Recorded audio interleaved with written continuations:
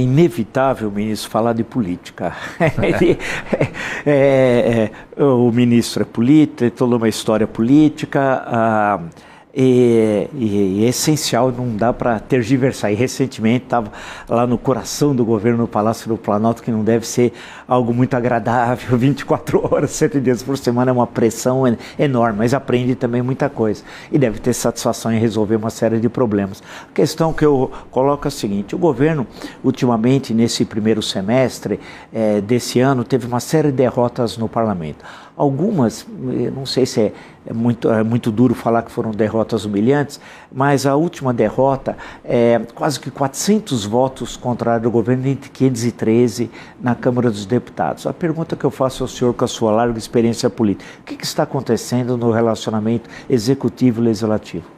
Vila, eu sempre falava que a gente precisava fazer um programa de reabilitação das relações institucionais no país. Não só do Congresso, do Judiciário, né? E é um programa que você tem que ter uma agenda.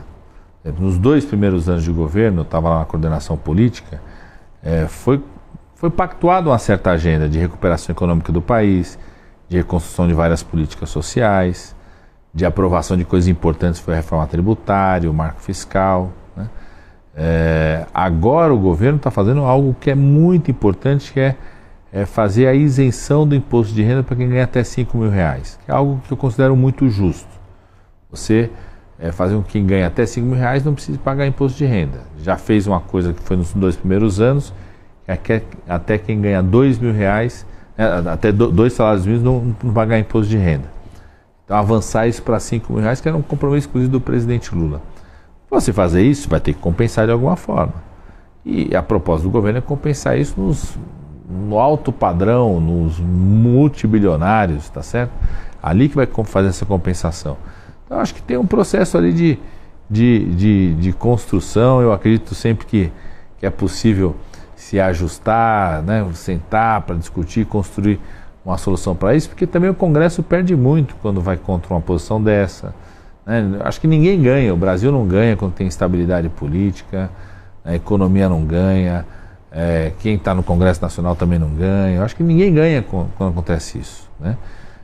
Então eu acredito que vai ser possível aí sentarem de novo e construir uma solução, mas acho muito importante a posição do governo de que é justo. Quem ganha até R$5.000 não precisa pagar imposto de renda, alguém tem que pagar isso. Não tem que cobrar da classe média, não tem que cobrar do trabalhador, não tem que cobrar do pequeno, do médio empresário, nem do grande empresário. Tem que cobrar daqueles multimilionários que podem contribuir muito mais. Mas os dados apresentados pelo ministro da Fazenda, até para justificar a questão do IOF, mostravam uma situação preocupante.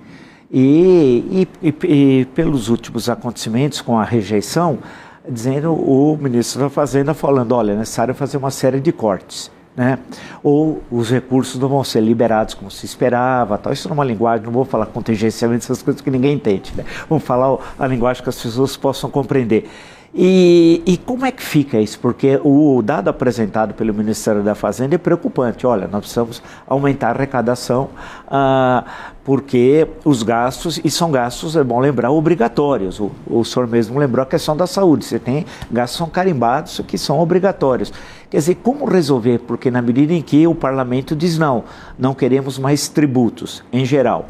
E cada parlamentar hoje tem um poder que não tinha há 10 anos atrás. Por exemplo, acho que na sua primeira passagem no Ministério da Saúde era diferente. Hoje o parlamentar tem um valor de emendas fabuloso. Hoje ele não precisa do prefeito, do governador, do presidente.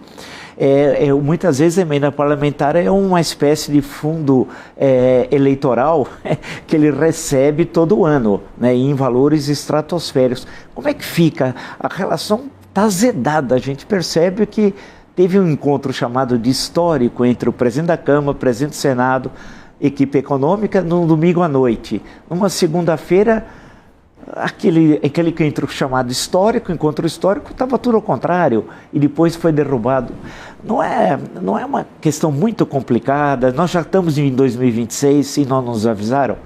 Vila, se as pessoas começarem a botar 2026 na frente, eu acho que é a pior coisa mesmo. Eu acho que nós precisamos tratar dos problemas hoje do nosso país, né? inclusive eu que sou do governo e acho que é natural, o governo vai disputar as eleições de 2026, nós estamos muito conscientes, e a orientação sempre do presidente Lula, que antes de mais nada a gente precisa resolver hoje os problemas do nosso país, né? Pensando aqui na área da saúde, como que eu tenho feito isso, porque eu brinco, né? Eu virei a chave desde quando assumi o Ministério da Saúde, estou concentrado aqui. O que nós fizemos? A gente fez um regramento, uma portaria para fazer com que o parlamentar, esse recurso das emendas, seja investido na redução do tempo de espera, reforçar o Agora Tem Especialistas, reforçar nossas campanhas vacinais, ir atrás no rastreamento do câncer para a gente fazer o diagnóstico cada vez mais precoce. E eu tenho ouvido dos parlamentares uma concordância com isso, porque ele também é pressionado. Eu sou deputado, eu conheço mais da cidade de Tiradentes, por exemplo, da zona leste de São Paulo, do que às vezes um técnico em Brasília. Então o parlamentar também ele é muito procurado pela população, sobretudo na área da saúde. Eu quero mais atendimento, eu quero que se resolva. Então a gente tem buscado, através desse regramento, fazer com que esse recurso das emendas seja destinado e ajude a desenvolver aquilo que são prioridades da população. Então acho que tem que ter esse esforço. Da nossa parte, estamos muito concentrados nisso, né? E acho que é muito importante o debate que o ministro Fernando está fazendo na sociedade, que é esse, para garantir que a gente possa ter mais atendimento à saúde, mais atendimento à educação. Lógico que precisa sempre melhorar a gestão, mas precisa de garantir que os recursos existam. E não é justo, né, porque uma pequena parcela da população, menos de 1% da população que vai pagar essa conta, que quem vem a pagar a conta seja 99% da população. Né? Então, eu acho que o governo tem que continuar insistindo no diálogo com o Congresso Nacional, com a sociedade, da importância da aprovação dessas medidas. É necessário, eu entendi que o ministro disse, olha, eu virei a chave, essas questões não são mais minhas agora, eu tenho outros problemas a tratar, mas é inevitável, não tem jeito de eu colocar a seguinte questão.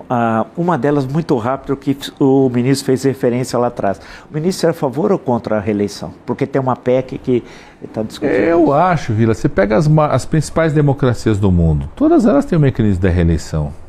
Né? Eu acho que é um avanço, acabou sendo um avanço o debate da reeleição no país, quando o Brasil adotou isso. Mas o PT votou contra, hein? Não, na época sim. Em 1997. Mas ali quando o Fernando Henrique quis mudar, ele quis mudar no meio do jogo. Aí o PT votou contra, porque ali mesmo essa PEC não está mudando a regra para o presidente atual, nem para o eleito, lá para frente, né? Então o PT foi contra ali porque o presidente Fernando Henrique Cardoso, na época, mudou a regra, ele se beneficiou da regra que ele próprio mudou quando ele estava como presidente da República. Então por isso que o PT votou contra ali, né?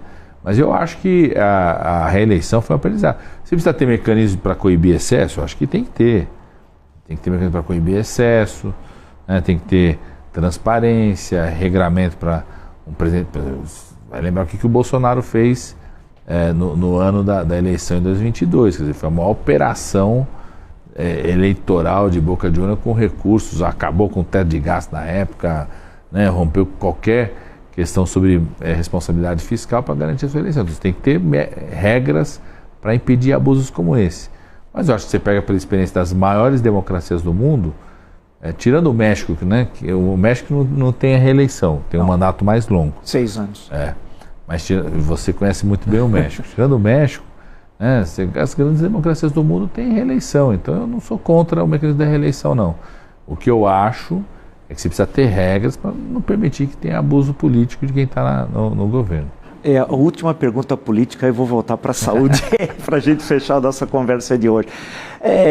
Muitos dizem que nós estamos mudando o regime, o sistema de governo, sem que fosse comunicado à população, porque o Congresso passa a ter um poder do que sobra de 4% do orçamento, fica com 1/4 disso e por aí vai. Bem, o ministro é a favor de um semipresidencialismo, ou como, por exemplo, tem na França, em Portugal, com eleição direta do presidente da República, e o chefe de governo é o primeiro-ministro eleito pela Câmara Baixa, ou acha que nós devemos manter a mesma estrutura que temos hoje? Vila, teve um plebiscito no país. Além da Constituição, a Constituição estabeleceu um plebiscito para decidir qual regime o Brasil teria que ter: presidencialismo ou parlamentarismo. povo votou pelo presidencialismo. Se alguém quiser mudar, que chame outro plebiscito e vai convencer a população disso. Eu acho que tem que seguir aquilo que a população estabeleceu e falou, né?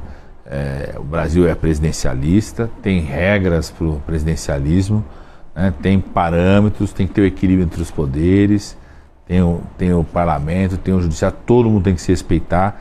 Como está falando, a gente tem que ter um programa permanente de reabilitação das relações institucionais no nosso país, mas eu defendo, a população votou sobre isso, né? Defendeu que o regime seja presidencialista, acho que tem que se manter o presidencialismo no país. Se alguém quiser mudar ou querer criar qualquer mecanismo que reduza o poder do presidente da República, né, o papel que o parlamento tem, o poder e o papel que o judiciário tem que ter, então faça outro plebiscito. Rediscuta a Constituição. Agora, nós temos que seguir o que está na Constituição e o plebiscito que o povo brasileiro estabeleceu.